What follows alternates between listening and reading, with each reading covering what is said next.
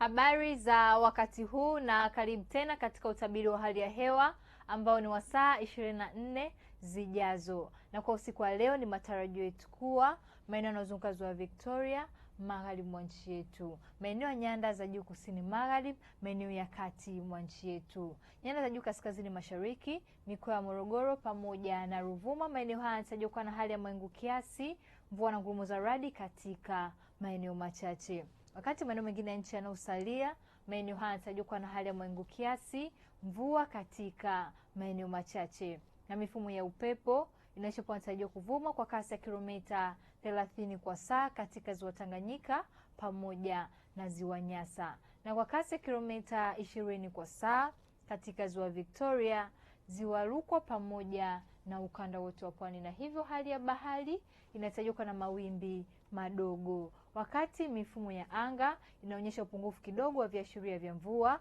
katika maeneo mengi hapa nchini. Na kwa siku ya kesho ni matarajio yetu kuwa maeneo ya nyanda za juu kaskazini mashariki, maeneo ya kati mwa nchi yetu, nyanda za juu kusini magharibi, mikoa ya Morogoro pamoja na Ruvuma, maeneo haya yanatarajiwa kuwa na hali ya mawingu, mvua na ngurumo za radi katika maeneo machache pamoja na vipindi vifupi vya jua. Maeneo yanayozunguka ziwa Victoria, magharibi mwa nchi yetu pamoja na maeneo ya ukanda wote wa pwani, maeneo haya yanatarajiwa kuwa na hali ya mawingu kiasi, mvua na ngurumo za radi katika maeneo machache pamoja na vipindi vya jua.